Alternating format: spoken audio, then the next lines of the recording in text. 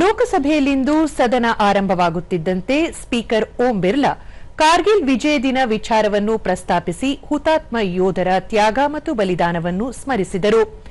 ಕಾರ್ಗಿಲ್ ವಿಜಯ ದಿನದ 27ನೇ ವರ್ಷಾಚರಣೆಯ ವೇಳೆ ಅಂದು ದೇಶದ ಸ್ವಾಭಿಮಾನ ಮತ್ತು ಸಮಗ್ರತೆಯನ್ನು ಕಾಪಾಡಲು ಹೋರಾಡಿದ ವೀರ ಸೈನಿಕರ ಶೌರ್ಯ ಮತ್ತು ಪರಾಕ್ರಮ ಅವಿಸ್ಮರಣೀಯ. ಪ್ರತಿಕೂಲ ಹವಾಮಾನ ಮತ್ತು ಕಠಿಣ ಸಂದರ್ಭದಲ್ಲೂ ಛಲಬಿಡದೆ ಹೋರಾಟ ನಡೆಸಿ ಶತ್ರುಗಳನ್ನು ಹೆಮ್ಮೆಟ್ಟಿಸಿದ ಸೈನಿಕರ ಸಮರ್ಪಣಾ ಮನೋಭಾವವನ್ನು ಇಡೀ ದೇಶ ಗೌರವಿಸುತ್ತದೆ ಎಂದು ತಿಳಿಸಿದರು. अमर शहीदों का सदैव ऋणी रहेगा. ये सदन उन वीर शहीदों के परिजनों के प्रति अपनी गहरी संवेदना, सम्मान और कृतज्ञता व्यक्त करता है. अब सदन कारगिल के अमीर शहीदों की पवित्र स्मृतियों में मौन रहेगा. ಹುತಾತ್ಮ ಯೋಧರ ಸ್ಮರಣಾರ್ಥ ಸದನ ಮೌನಾಚರಣೆಯ ಮೂಲಕ ಗೌರವ ಸಲ್ಲಿಸಿತು. ಬಳಿಕ ಪ್ರಶ್ನೋತ್ತರ ಕಲಾಪ ಕೈಗೆತ್ತಿಕೊಳ್ಳಲಾಯಿತು. ಈ ವೇಳೆ ವಿರೋಧ ಪಕ್ಷಗಳ ಸದಸ್ಯರು ತೀವ್ರ ಗದ್ದಲ ಆರಂಭಿಸಿದರು. ಸದನದಲ್ಲಿ ಗಂಭೀರ ವಿಚಾರಗಳ ಚರ್ಚೆಗೆ ಎಲ್ಲ ಸದಸ್ಯರ ಸಹಕಾರ ಅಗತ್ಯ ಎಂದು ಸ್ಪೀಕರ್ ಮನವಿ ಮಾಡಿದರು. ಕೋಲಾಹಲ ಮುಂದುವರೆದ ಕಾರಣ ಸದನವನ್ನು ಮಧ್ಯಾಹ್ನ 12 ಗಂಟೆಗೆ ಮುಂದೂಡಿದರು.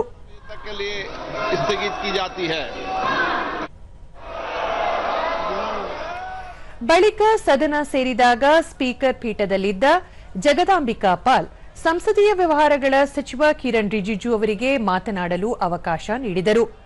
ಕಿರಣ್ ರಿಜಿಜು ನೀಟ್ ಪ್ರಶ್ನೆ ಪತ್ರಿಕೆ ಸೋರಿಕೆ ಪ್ರಕರಣವನ್ನು ಸದನದಲ್ಲಿ ಚರ್ಚಿಸಲು ವಿರೋಧ ಪಕ್ಷಗಳು ಆಗ್ರಹಿಸಿದ್ದವು.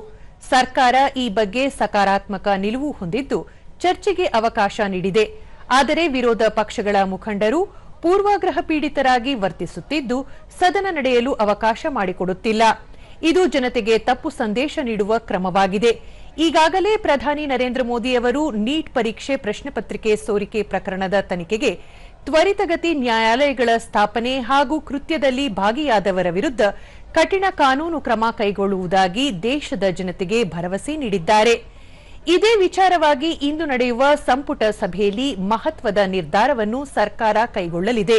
ಹಾಗಾಗಿ ಸದನ ಕಲಾಪ ಸುಗಮವಾಗಿ ನಡೆಸಲು ಅವಕಾಶ ಮಾಡಿಕೊಡಬೇಕು ಎಂದು ಮನವಿ ಮಾಡಿದರು. अगर पार्लियामेंट हम लोग चर्चा नहीं करेंगे तो बिल्कुल अच्छा संदेश नहीं जाएगा. मैं राहुल गांधी जी से अनुरोध करता हूं, आप अपने कांग्रेस पार्टी के साथियों को तरह समझा दीजिए और बाकी कई पार्टीज के एमपीज भी निजी तौर पर सबने अपना मत रखा है कि चर्चा होना चाहिए. मुझे ये समझ में नहीं आ रहा है कि क्या आज 5वां दिन है, हम इसमें एक अच्छा सार्थक बहस क्यों नहीं कर सकते हैं. आप कंडीशन मत डालिए, हम चर्चा शुरू कर सकते हैं आज भी. आप अपनी सीट पे जाए, मैं राहुल जी को अलाउ करूंगा. ಸಚಿವರ ಮನವಿ ಬಳಿಕವೂ ಸದನದಲ್ಲಿ ಕೋಲಾಹಲ ಮುಂದುವರಿಯಿತು. ಅನೇಕ ಸದಸ್ಯರು ಸದನದ ಬಾವಿಗಿಳಿದು ಪ್ರತಿಭಟನೆ ಆರಂಭಿಸಿದರು. ಇದೇ ವೇಳೆ ಸ್ಪೀಕರ್ ಕಾಗದ ಪತ್ರಗಳ ಮಂಡನೆಗೆ ಅವಕಾಶ ನೀಡಿದರು.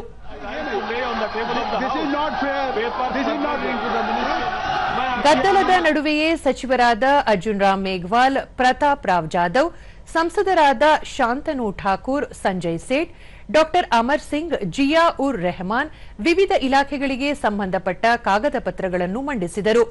ಸಂಸದೀಯ ವ್ಯವಹಾರಗಳ ರಾಜ್ಯ ಸಚಿವ ಅರ್ಜುನ್ ರಾಮ್ ಮೇಘವಾಲ್ ಸಂಸದೀಯ ಸ್ಥಾಯಿ ಸಮಿತಿಗಳ ಪರವಾಗಿ ಉತ್ತರ ನೀಡಿದರು.